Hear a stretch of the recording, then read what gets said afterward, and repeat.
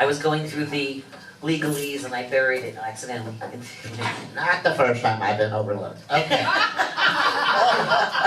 Be the last. Or the, Greg Rice, the Lucerne. I would like to also suggest that you all at least make an effort to read the book that I probably mentioned before, Adventures in Local Politics, written by former commissioner, writer, reporter, and mayor of Delray. They did the same thing.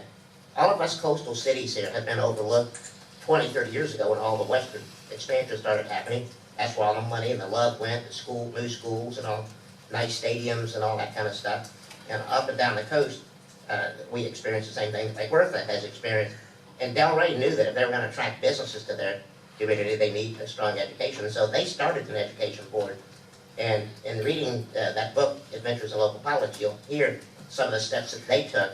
And the other night, Jeff Perlman spoke here at Lake Worth, and one of the things he said was paramount in that city's turnaround was that education board. And he knows that the teeth that you can and can't have, and because he lived through it, he was part of that organization. So if for nothing else, please read that book, especially that part of the book when you're trying to set this up. I think he had some great ideas, and you know, there's a sister city right down the street that we can learn from their successes and their failures too.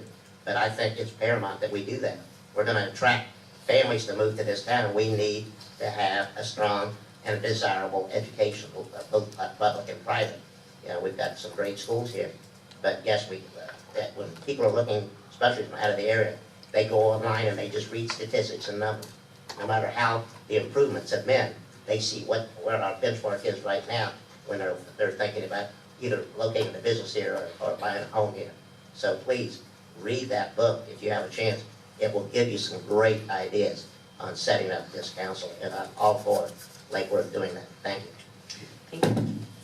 We voted on that, so we can move on to